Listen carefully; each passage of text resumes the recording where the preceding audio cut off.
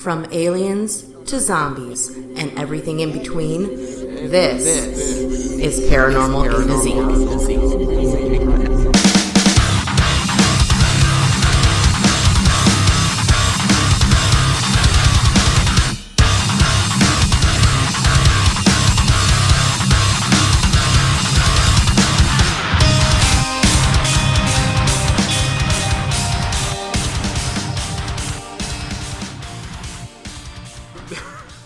Audio proof. Two assholes in a warehouse. Two assholes in a warehouse. A new troop. Maybe we should just call the podcast Two Assholes in a Warehouse. Whatever. We're in a warehouse and we're assholes. Welcome. I mean, there's not going to be any sort of mystery as to what is going on in the show. No, we have defined what we are, where we are, and what we're going to be doing. And how we'll be doing it. Oh, yeah. It's great. It's great. This has nothing to do with our topic. Has nothing to do with our actual show. We are recording. Yes! Always surprise starts to these shows. I like the surprise starts. I think that we get into better flows. I feel like that we speak more naturally. Mm-hmm. I believe that. That's not super scripted, and we're like, okay, we're going to start now. Okay, hi everybody. This is our show. We're going to talk about stuff today, right, friend? I mean, Austin. Yes, Zach. And it's really no more stuttery than we actually are in real life with each other. Yeah, go back to episode 1, or just listen to us about our random days. This is how we sound. Yeah, stuttery and awful. Yeah. Sentence fragments. And we thought to ourselves, let's make a show. Let's share this with the world. Yeah, let's make sure everyone knows how awful we are at speaking. And thus here we are. Yeah. Well, I'm glad we're starting so lighthearted, because we're going to be talking about some pretty weird stuff today. Yeah, this is the weirdest thing we could have selected. I think so. I mean, we could look for weirder things, I'm sure, but when we were kicking ideas around for this episode, this was the one that I was like, we should dive into this. This is odd. Yeah. This is encounters from... Tell us, what is it? It's encounters from beyond the grave, and not your standard kind. These are sexual encounters from the other side. That's the only kind of encounter I have from beyond the grave. I don't even know how to talk to you right now. Wait, what? But yeah, these things are real? Yeah, there's a lot of stories and there's a lot of reportings by people, first-hand accounts of what really boils down to ghost sex. Huh. Yeah. These are people that typically have woken up in the middle of the night to have their privates jostled from beyond the grave. That's the best way I can describe it. Jostling. I don't think there's a lot of That's the verb we're going to use for this because it's the nicest verb we can use for it. I don't know. I mean, how would you describe it? I read through some of these, and it's not pleasant sounding. No one really seemed to enjoy. The ones I've read, some people are kind of like, it's weird, but then it was kind of good. Yeah, it's strange, right? They say sex is like pizza. Even when it's bad, it's still pretty good. Yeah, it's all right. Yeah. I don't really know if I wholeheartedly agree with that anymore. I said that once to one of my ex-girlfriends, and she looked at me like I just told her the sky was red. She was like, It's cringeworthy. It shouldn't make you feel good. Yeah, well, you get to a certain point in a relationship, you just sort of say whatever the fuck you want. That's true. You don't care. You're just sort of like, oh, whatever. You hear that, married couples? Speak your minds. Well, they're not listening. No one who's married listens to this show. I didn't say that. Married people just don't listen to anybody but themselves. Especially if they have kids. They listen to their children. Blanket statement. Again, also not true. We're great at blanket statements today. Yeah. Or in general. Yeah, just generalize the crap out of everything. Yeah. Why not? Yeah. So let's get into this. So, the topic of today, as you said, is intimate encounters with ghosts, or spectrophilia. Spectrophilia. Which that is the term given to this, which is, I think, is a subgenre of exophilia, which is intimate or attraction to just strange things in general. Aliens, robots, non-human things, ghosts, exophilia. inanimate objects? It might fall into that as well. Really? I think so. Just things. Like Things. you could fall in love with a bottle of water, with a birthday cake. I think so. I think it all falls under the exophilia, like sexual attraction, like overhead, and then you get these sub things of like spectrophilia. That is specifically an attraction to ghost, or an attraction of looking at images in mirrors, such as yourself. Yeah, which I've heard of that before. I personally find that kind of creepy, but that's it kind of plays into like the self-preservation, selfishness kind of thing, where it's like seeing yourself in these acts is a huge turn on. Yeah, which is creepy and weird. It but is whatever. creepy. It's to each their own, I suppose, but that falls under this top or the term of spectrophilia, and so really it's people who have an attraction to ghosts.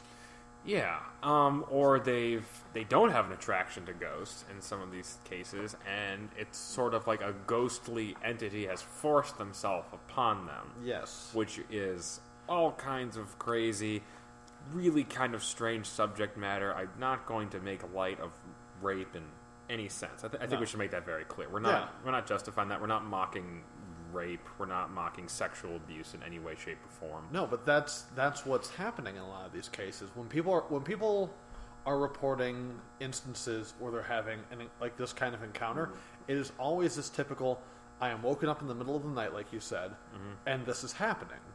It's never a consensual, like, I was looking for this to happen and boom, it happened.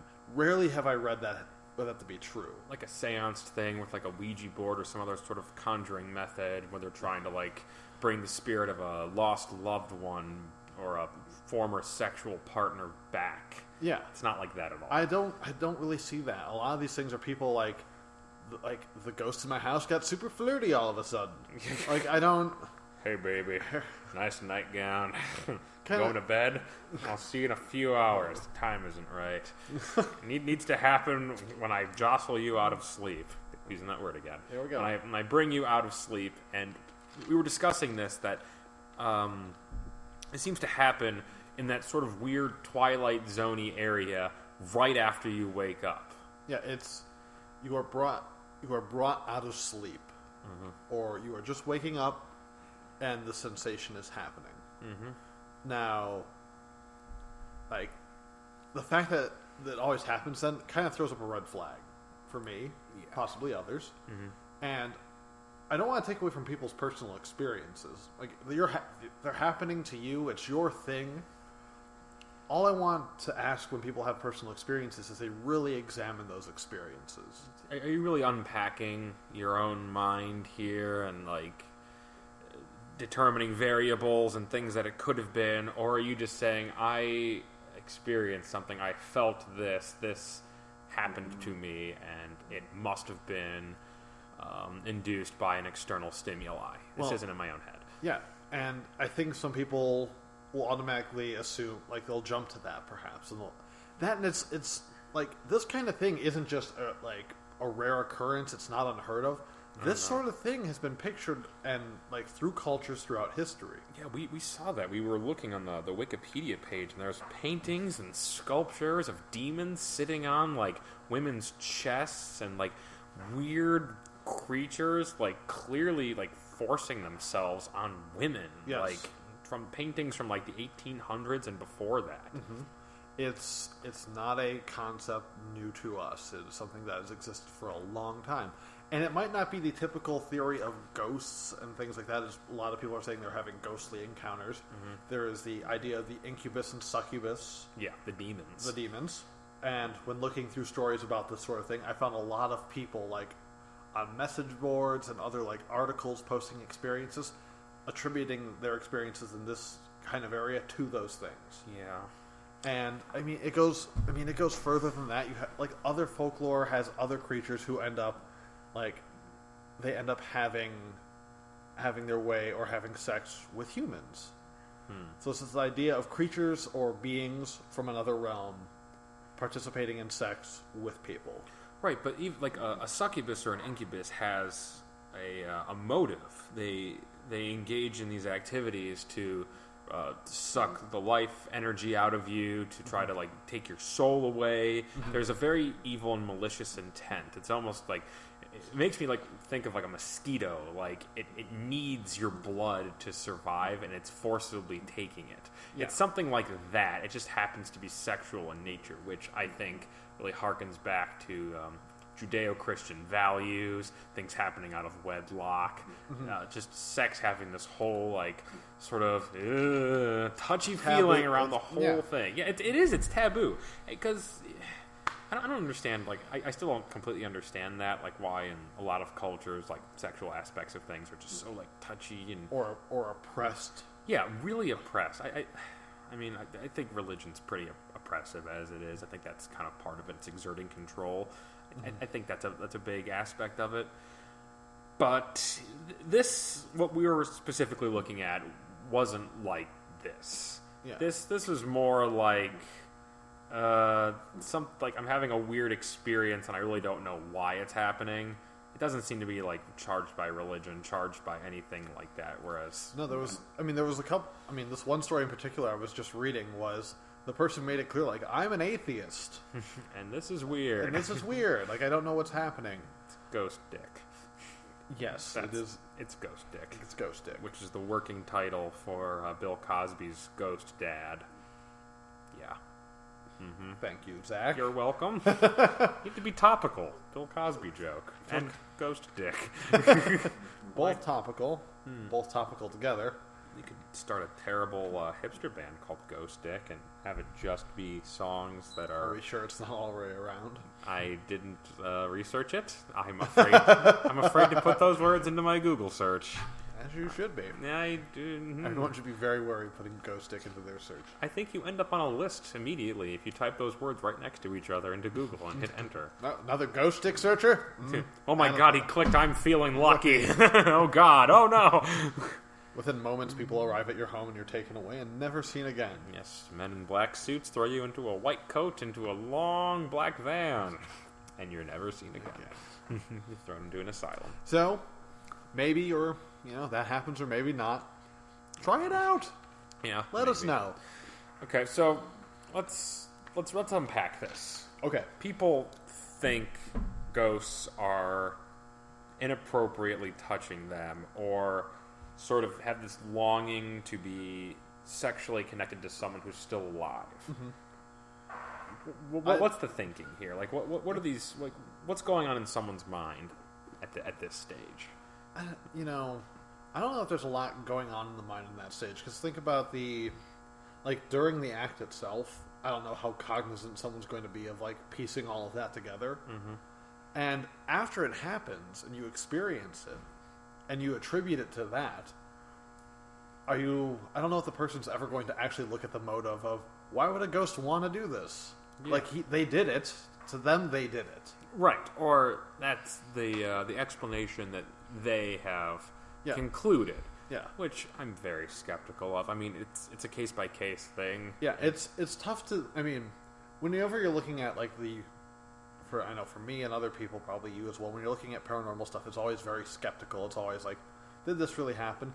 And it's tough because, like, you can ask someone, what's your personal experience? I experienced this. Well, it was a personal experience. I don't know if I could trust that. Did you get it on film? Yeah, I got it on film. Well, you can fake stuff on film. Did you also get, like, sound of it? Yeah, I got sound of it. Well, you can fake sound recordings as well. Like, I don't know, at what point of supernatural stuff is there enough evidence for someone to actually believe it? I mean, I just think that this is something that you say and you immediately get a lot of shock value out of it. Like, whoa, Ghost Dick. That's an attention grabber. That's an eye opener. That is I'm listening now kind of a situation. Yeah, it very much so is. And there was, like, recently I was reading another article, like, certain celebrities have said this, like, in interviews on TV and maybe on radio, but, like, TV interviews, they've said, like, I've had, like, sexual encounters with spirits. Can you give us an example? I forget. Like, well, there's Kesha for one. Kesha. And because she's not the most recent, but she was one. When I think of reliable, I think Kesha. Okay, so Kesha fucked a ghost. Yes. Anyone else? Let's see. We got Natasha Blesick, She was in Paranormal Activity 2. That's her noteworthy. That's her noteworthy contribution. But probably the top search you're going to get from her, if you search her, is either like modeling pictures or the fact that she claimed to have had sex with a ghost, and she really, really liked it. Yes, in her experience, she enjoyed it. But again, it started off the same way with the, I was awoken, it happened, I didn't ask for it, and in this case, she was just like, it was really good. And I just kind of went with it. I just kind of went, that's kind of uncomfortable. It is. I mean, but that's what I'm saying. They keep, talking about these kinds of things in these weird ways, because you can't just, think lightly of this. I guess fuck me, it was pretty nice. I hope he calls me. Yeah, or, you don't have, a ghost, dating website where you can, casually, meet up with local ghosts in your area and set up some kind of weird, wake me up scenario. What would a ghost website for dating be called? Ghastly? Ghastly? Girlfriend? Spectre? Tinder? Or Grindr? It's Spector. Plenty of graves. Plenty of graves. I don't know. Ghost love? I don't know. Ghostdick.com. I'm not ghostdick.com. Ghostdick.org. Ghostdick.com is already taken. Oh, okay. Yeah, but mentioning that, a lot of pop culture now is really tied and invested into this kind of paranormal love, and it's really strange. Twilight's a perfect example. This idea of love and that a relationship can exist between a person and a kind of a malevolent force. But these books always portray these things as kind of misunderstood, the vampires are misunderstood, werewolves are misunderstood. They're all decent people, decent creatures. Why the negative connotation then? Why shouldn't I be afraid of a snarling werewolf? Why shouldn't I be afraid of a blood-sucking vampire? Hey, some of those vampires are vegetarian. By vegetarian, they drink the blood of animals. That's not vegetarian. That's a vegetarian vampire, according to Twilight. A vegetarian vampire would be a vampire that, sinks his fangs into a tomato or a melon. This juice is amazing. Well, it is. Or a grapefruit and have a terrible day. You ever eaten grapefruit peel by mistake? I've not. Ugh, it's the most sour, bitter thing. The last thing you'd want to bite into. Got it. Vampires beware. Beware. It's not garlic. The new thing is grapefruit rinds. Just gonna wear a necklace of those. That would be amazing. Coming to work wearing that one day. Necklace of grapefruit. Well, good morning, Austin. What's that? Oh, this is my grapefruit necklace. Yeah. Stylish. I think it's affordable. Of course. I mean, grapefruits aren't the cheapest thing. No. I'm gonna go buy grapefruits tonight. I love those things. There you go. This podcast was good for something. Yeah, it reminded me of my grocery list. Yes. But yeah, people have the recently pop culture has really embraced this idea of intimate relationships with creatures or things from the great beyond is romantic. Because it's different. It's not your standard meet up with somebody and ask them about themselves and get to know them and move in together. It's you're a beast. You're misunderstood. You're kind of weird and kind of interesting. And the way we are really going to interact on the highest level is to ram our genitals into each other. God! That's how it works. That's the worst image. Genital ramming. Genital ramming. Yeah, well, that's how I picture it because it's not two people. It's a person and something else. It's borderline bestiality, which creeps me out. Maybe I'm closed-minded. That shit's weird to me. No, a lot of this is weird. Really weird. Yeah, well, this is also really weird. Okay, but let's unpack this further. Okay, so we have the idea now of what these people are saying they experience. But let's really delve into this now because I don't think, from looking at this, I don't think it's actual ghostly manifestations, Neither do I. having sex with them. I think this has a lot to do with the mental state of someone as a result of sleep and sleep-induced conditions. Most notably, sleep paralysis. There we go. There's the buzzword. Yeah, I think that's really what this is. I think people are experiencing something that's very neurologically complex, something we really don't know a whole lot about, and feeling things, and instead of looking to science, they're looking to ghosts. I think you hit the nail on the head. So let's delve into sleep paralysis a little bit more, so we can, so everyone out there can understand what the ranging effects of sleep paralysis is, if people are unaware of what this could do. All right. So pretty much the onset of what sleep paralysis is. Pretty much what this is there's a point either right before you fall asleep or right before you wake. When you are falling asleep, if you are falling asleep and this happens, normally your body goes into a relaxed state, and you pretty much are unaware of this just before you fall asleep. If you become aware of this, your body could enter a sleep state in which you are unable to move or speak, but you are consciously aware of it.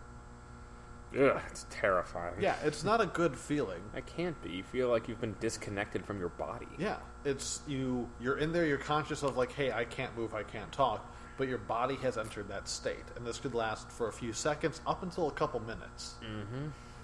The same thing can happen when you are coming out of sleep. Right before you're about to wake up, the phase between REM dreaming, which is rapid eye movement when you're during your dreams, and coming out of rapid eye movement into non-rapid eye movement sleep states, that transition might not go smoothly. Yeah. And what you might end up doing is coming right out of REM sleep, you might wake up. So your eyes open, you become consciously aware of your surroundings, but the muscle control mechanism which your body implements to keep you from acting out your dreams during REM sleep, Right. as you mentioned that to me, that's still in effect. So your body hasn't been your brain doesn't have control of your body yet. And that's by design. That's to keep you from acting out dreams, to avoid just involuntary bodily motions. And bodily harm that can come of it. Well, exactly. I think I mentioned to you this before. I heard on Joe Rogan's podcast, he was a Taekwondo fighter. Has a lot of kicking involved in the fighting style. And he would actually have dreams where he was kicking, and the urges to kick were outweighed what his body could prevent, and he would kick his girlfriend in the middle of the night. Just throw kicks at her. Which he said sounded like a Bruce Springsteen song called "When I Threw Kicks in the Night." Inclined to agree with him there, but yeah. So your body has these fail-safes in place to prevent you from moving, basically for your own good. Yeah. But when your mind shifts in between those different cycles incorrectly, the process isn't done thoroughly, and little things get locked on, and you can't use your body properly, and that's terrifying. Yeah. Because you are consciously aware. You are consciously aware of it. And looking up things on WebMD for this example, it said possibly 4 out of every 10 people could have sleep paralysis. So it's not a small number of people that could have this. Right. That could be 40% of the population. Which is a lot. And then when we were discussing this, I realized that I've experienced a lot of these feelings, especially while dreaming. I had the strongest experiences when I would have vivid dreams, most specifically the falling dreams. Yeah. I have a inherent fear of. I'm not going to say I have a fear of heights, because I don't really have a fear of heights. The heights don't scare me. I have a fear of falling. Falling from high places is scary to me. I went to the CN Tower and I stood on that weird, it's like a glass floor, like reinforced glass, so you can stand on it and look down the whole way. I mean, that's scary for a second, but then when you realize I'm still very safe, it becomes much less scary. Yeah. But I had several dreams where I felt as if I were falling, and I felt as if I hit my bed with actual force, like I was dropped from several feet above, and I boom, hit my bed, and woke up like an anvil hitting the ground in a Wile E. Coyote cartoon. Yeah. No, I've I think I've experienced similar dreams to that where I've felt like I was falling, and you just, I don't know if it's just a muscle spasm or convulsion where you feel like almost you create the impact yourself involuntarily. It's like a body's preparation for a fall. Yeah, like you get ready for that jolt. Right. You pretty much induce your own jolt to make you think you might have fallen back into your own bed. I do the same thing, like that experience of kicking. I feel that occasionally. For some reason, I'll lift my leg up and I feel like I smack it down against the bed for some reason. You ever talked in your sleep? I think I have. My wife says I have, but it's mumbles. Right. It's not like full words. No. My wife is actually. There was one point. It's a funny story. It's while we were dating, and we were laying in bed together one night, and she scared the shit out of me because she woke up and just screamed a profanity at the top of her lungs. Jesus.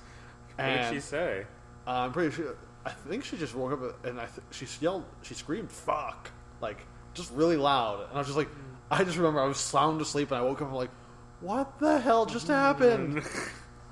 Scared the shit out of the cats. Yeah, everyone was just terrified at that moment because she just woke up in it was such a flurry. But sleep paralysis, this is one symptom of it, because people report you get this idea that you're locked out of being able to control your own body, you're not in control of yourself, right? Which is kind of this feeling of helplessness, or this kind of feeling like I can't do anything about this, and it's happening. The thing that ties in with this, which makes this even more likely a possibility, are sleep-induced hallucinations. Now, there are two types, and these should not be confused with everyday hallucinations, which some people can experience. These hallucinations happen during these phases of falling into and falling out or coming out of sleep. And just to specify, falling into sleep is referred to as hypnagogic. Hypnagogic. And then waking up or coming out of sleep is hypnopompic. So we're going to butcher those words a little bit, but just so people have a reference there. Those sound like Pokemon. They could be a Pokemon. It could be the one or the standard one and the evolved form. That's what I was thinking. Is that bad that that's the first place my mind went to? It's like, oh, no, bad Pokemon is you summon them and it's just some person sleeping in a twin bed with their eyes stuck open, unable to move. Oh, that's wouldn't be the weirdest Pokemon. No, it'd be really odd, but it would not be the strangest Pokemon. We'll talk about that later. But in these states, it's quite possible to have hallucinations. Like you said, that fear of, or that falling sensation, or if anyone's ever experienced, you woke up and you felt like you were in a dream, you felt frozen, like you couldn't move. I know I have personally experienced, before going to bed, or just as I was about to fall asleep, hearing a bang or a loud knock or something that I couldn't pinpoint. I feel like a lot of people attribute ghostly phenomena to these particular states. When you're like this, and a lot of things could happen. So you could have sleep paralysis. You can have hallucinations are possible in and of themselves when you're falling in and out of sleep, but these can also happen together. Yeah, which is the scary part. So picture the fact that you just come out of sleep.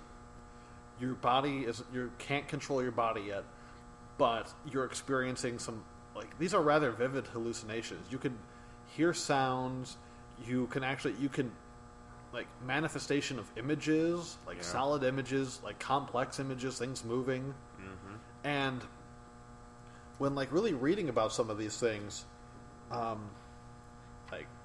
so just to quote this one, these hallucinations may also cause fear, especially upon waking, as they may include clear and complex visual images that may be distorted or make no realistic sense. Right, and when you're in that state, your body and your mind are under the assumption that you live in this oppressive world where there is harm that could be done to you. So if you're coming out of a prone, vulnerable state like sleeping, and you're startled and you think that there's an intruder or an enemy of some kind, you have that flight or flight sort of reflex that's going to happen. You're going to scan the area very fast. You're going to see, am I in danger? How can I prevent myself from getting hurt? How do I stay alive? Mm-hmm. And you couple that with the inability to move. Mm-hmm. Wow, that's got to be one of the most terrifying things I can imagine. Yeah, especially like if you're stuck in place and you are like this, something like this happens, and you're for sure someone else is in the room with you.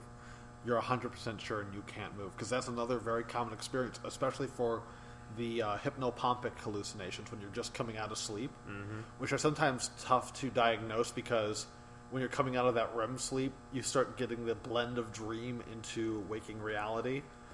That's exactly what I'm talking about. One of the common things is like the feeling of a presence in the room, like someone is in here with me, and I can't pinpoint it.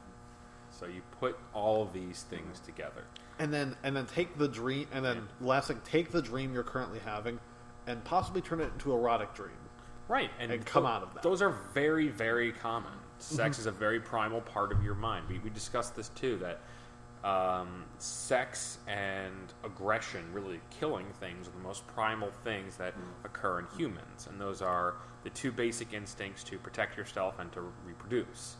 And I looked up and I discussed with you the four most primal words you can give to a human brain are sex, fuck, die, and kill. It's two words for two different acts. Yeah. And when you piece all of these things together, this starts, at least for me, this starts making more sense. Yeah. So you look at a scenario like one that we spoke about, and you put all those things together. You've been awoken from sleep. You've got dream haze. There's a chemical that's at work in your mind that they've isolated that really is like the catalyst for dreams. They still don't fully understand how it works, but you mix that with a erotic dream, sleep paralysis, and a sudden waking into the out of the hypnagogic or hypnopompic state, and you're just ripe for weird things to start happening. And it's not an unreasonable thing to think that you shuffle all these things together and you get ghost dick. And just keep in mind too, like I said, 4 out of 10 people might experience sleep paralysis at some point in their life. 40% is very substantial. Not only that, but sleep-related hallucinations can occur in 25% of the population. 1 out of every 4 people could have a sleep-induced hallucination. I think I've had them. You said you've had them. I have. I absolutely have. In a form. Maybe not visual hallucinations of things when you wake up, but sounds or like different feelings, like you just get jostled out of a dream because you felt like you fell into your bed. Right. It's just, it's things like that. And when you tell me what the brain can do when it's sleeping and these variations between REM and non-REM sleep and sleep paralysis and these hallucinations, it's not far beyond the realm of belief that you could wake up with this and think this experience happens to you. Right. That your mind makes you think you have that. I agree wholeheartedly, and that's what I mean when people say, going back to the beginning of our show, I experienced these things, this happened to me, I felt these things. Did it really? Or is this really just a very complex brain that everyone has, despite people's intelligence or ability to reconcile information? We all have this powerhouse of electricity and nerve endings that's very capable of making some very, very real feeling things occur to you when they're not there. That's right. It happens mostly like when you're in extreme circumstances, like the age-old one is the man wandering through the desert and he's seeing a mirage of water or an oasis or something. That whole elaborate thing, while induced by outside factors, is all mental. Yeah. It's completely. Or tying it back to our older podcast about our personal ghost stories when we went and explored those places, that fear-induced sensation, like you walk into this building and you're immediately put on, or you walk into certain places and when you're immediately put on edge. But it's all mental. Because you're aware of the history that occurred there, and you know, like, I'm going into a place that has been known to have psychoactive energy inside of it. Whereas if I'm wondering, like, here's an interesting idea for like a show. take people, blindfold them, put them in situations where, like, one is just a creepy-looking place that has no haunted history, and one that does, but maybe looks a bit more normal, and see how people feel as a result of that. Can you really feel the disturbances of places? Can you feel, like, the off-putting energy inside of somewhere if you're not predisposed to think that you're in them? And it'd be more interesting to sort of, like, condition the person, say, like, well, this is a haunted place, be careful. Put them in a place that has zero haunted history and see what they come out of it. Or say, this is a completely safe place, nothing strange has ever been recorded here, and put them in an extremely haunted place. Like, things like, where, like, there's been maybe photographic evidence, or, like, multiple people seeing a similar manifestation. A shared manifestation, or evidence of things moving, like physical, like, the physical world being altered by the presence of something, supposedly. Right. And I want to, like, isolate how much of this is in the mind, because I'd be willing to wager it's all of it. That'd be fun. It would be fun. If only we were bigger and had a lot of money. Yeah, well, we don't. We've got a laptop, a microphone, and 2 overactive minds, and that's what we have. 2 turntables. 2 turntables? Wait. It's 2 MCs and 1 DJ. Beastie Boys, right? You go for the Beck song, 2 turntables on the microphone. Where It's At. Where It's At, yeah. right here. That was one of my first albums I ever got. My friend Aaron Bortz gave me 2 cassette tapes when I was in 3rd grade. For my birthday, he gave me Beck Odelay, which had Where It's At on it, and the self-titled 311 album, the one with the blue cover. Oh, okay. Which had Down and Jack-O-Lantern's Weather and Don't Let Me Down on it. Great. It was one of the best birthdays I ever had. Flashback. Thanks, Aaron, for that. And Shout out. I had my Walkman that played cassette tapes with that turning motor inside of it on that magnetic media. You had to rewind your tapes. That's something that kids today never get. So kids I only forgot have to deal with buffering. That's like one of the most old-fashioned sentences you can say now. It's like, I forgot to rewind my tapes before turning my videos to Blockbuster. Yeah, rewind fees. Yeah, right. What? What does that mean?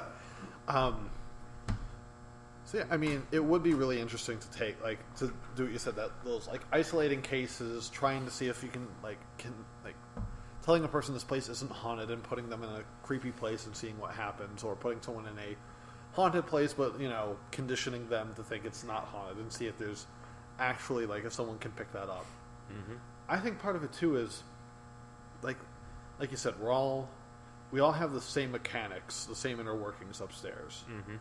And the fact that this happens to so many different people, like sleep paralysis, these hallucinations can happen to a number of people. And culturally, we are conditioned, like, there's certain things we've accepted. Like, we all know what vampires are, we all know what ghosts are, what aliens are. Like, those are supplanted in our minds. Everyone knows what those are. You've all heard a ghost story. Yeah. You've all seen an alien movie. We're all exposed to these things. Yeah. So for one person to say that maybe this happened to them, it's not uncommon for someone else to maybe think it also happened to them. Right. It could be a shared experience. People are more creative than they give themselves credit for. Mm-hmm. Even if they're not consciously being creative, your mind is always working. Yeah. Carl Sagan said that... Do it in your Carl voice. Yeah. Carl Sagan said that you have a mind. The mind has its own language. It's consistently testing the consistency and structure of the world around you. And that's true.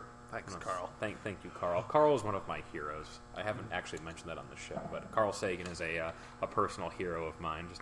I think had a great approach to scientific theory and explaining the cosmos, close and far.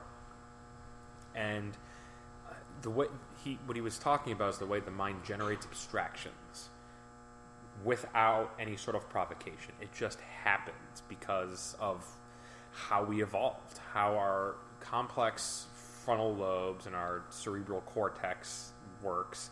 We have this ability to take these abstract things and apply meaning to them, and apply feeling to them, more importantly, because the way people feel is almost unexplainable. We have emotions, we have different directives that are a result of our minds, but you couldn't, like, sit down with, like, a different species and explain what feelings are to them. It's just one of those things that your mind has developed, and you experience it and you feel it, but it's not necessarily a poignantly cognitive thing. Mm-hmm. It's an interesting rant. It is an interesting rant, but it's a great point. And really, it's tough to delve into something like that. You can't really, because you can't put your finger on it. No, I mean, like, even if we brought, like, a neurologist on, they could say something like, well, these lobes we know are involved because, we induce feeling in people while their heads are in an MRI or something like that, and you can see the different parts of your brain light up like a Christmas tree. But what is it? Right. We don't know. We just know where it's happening, but it's electrical impulses in your brain. Mm-hmm. It's like what Morpheus said. It's like, if you base reality on your senses, then real is nothing more than electronic impulses in your brain. Mm-hmm. So, what is real, and can you be reliable to determine what is real? The short answer is no. So no one can be... none of us can be reliable to explain existence except from our own perspective. Correct. Which is the defining point of solipsism, which is the idea that nothing can be proved except what's happening within your own mind. So if you are a solipsist, you are just believing that all of existence, people, places, things, objects, ideas, are all just your elaborate mind making things up around you. And conflict is put in place because your mind wanted it, and you had differentiating opinions because your mind wanted it, and there's a vast universe of unexplained things to discover because your mind's just leaving them around you like little Easter eggs to find. It's weird. I would never... Like, if that were me, I'd always want to be selfish enough where I'm like, I discovered it. Yeah. I always find it funny that my mind makes other people discover it for me, and then I get to read about it. Yeah, well, it's easier that way. Maybe you don't want to put that effort towards it. Maybe you're not as proactive as you thought you were, and you'd rather just read about it in a book. And then there are people who are too lazy to read the books to even find out the information. Too long. Didn't read. Yeah, I'm just gonna coast this one. Well, I'm taking this life past fail. Well, at community life college. Community life college. It's cheaper. You know what? I wouldn't make myself so fucking broke if I was in control of everything. Oh, God. Yeah. You know what I should do? I should mar myself in collegiate debt. Me and the rest. But you know what? I want company, so the rest of my generation will just, like, sit around whining about how none of us have any money. We got no money. We owe everyone money. We can't find a job that pays us enough money. Nope. It's all that same thing. Yeah, I guess my mind is this weird hard-on for money, but whatever. So I'm willing to go out on a limb here and say I don't think this is that these experiences are reading. I don't think, like, if there are specters, I don't think their purpose is interacting sexually with people. No. And we'll say it again. Neither of us can prove or deny the existence of ghosts. No. And we don't claim to, but neither of us have ever personally witnessed a ghost. Yeah, and our opinions could change if we ever had, like, a personal experience where, like, hey, I felt this sensation, I don't know what it was, but I always hope in those situations, because whenever I hear firsthand testimony, I'm like, why didn't this person do this and do this and do this to try to really verify the experience was happening? Yeah. Though, if it ever happened to me, I'm like, I don't know if I would do that either. Right, because you'd be scared. You'd be scared. Like, your mind would be elsewhere, not focused on, like, trying to validate if the experience is happening. Fight or flight. Yet again, your mind engaging into the self-preservation that it's supposed to do because you are a human, and that's what you do. You need to keep surviving. Can I change fight or flight to eat or sleep for me?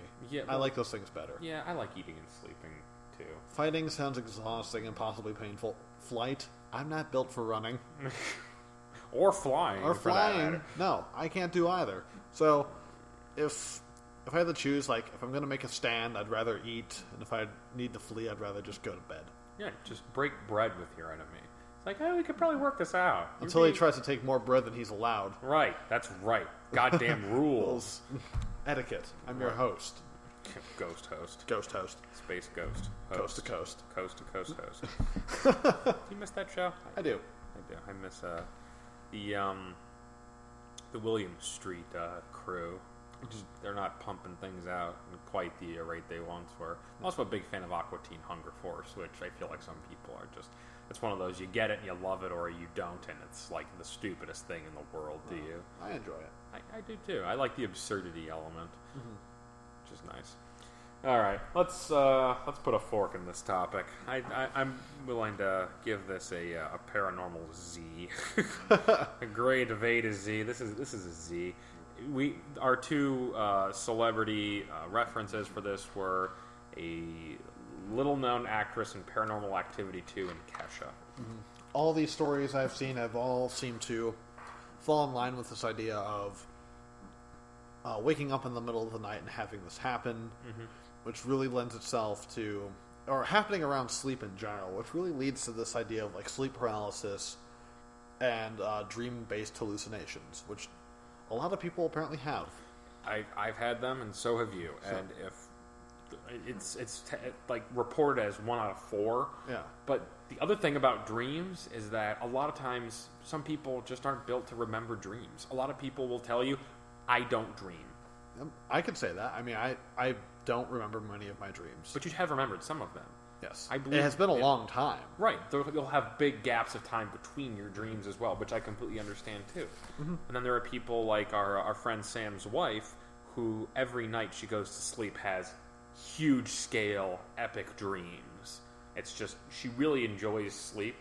On top of it, she's also big into like reading books and fantasy sort of scenarios. So she'll have huge, detailed, epic dreams. Lord of the Rings style dreams. Some sort of like that, yeah. I'm sure she has. Sweeping epics of dreams. Absolutely. And then you have people that do not remember dreams. They're almost, it could be like a physiological incapability to remember. I can use that excuse on my wife in the future. My mind's not wired to remember things. Just don't tell her you're dreaming about other women. She'll dive into your head and kick their asses. Or stab them. All right. I think that'll do it. Until next time. Austin, do you have any parting words about ghost dick? Just be safe. Wear a ghost condom. Spectral condoms. Spectral condoms. Don't go on ghost dating websites either. That's right. We should be weird. Paranormal A to Z is written and produced by Zach Shanes and Austin Sashko. All dialogue was interpreted through a half-remembered dream and shortly forgotten afterwards. The opening theme is Ascension by Ruled by Reason. You can access their music on their Facebook page, facebook.com/Ruled by Reason. All cited articles and references will be linked onto soundcloud.com/Paranormal A to Z. You can also access and share the show on our YouTube page. For paranormal updates, articles, and general weirdness, follow our Twitter at Paranormal A to Z. You know what makes this show possible and allows us to find the ghoul of our dreams? You handsome demon, you. Thank you for listening and supporting The Strange. And remember, be as normal as paranormal allows.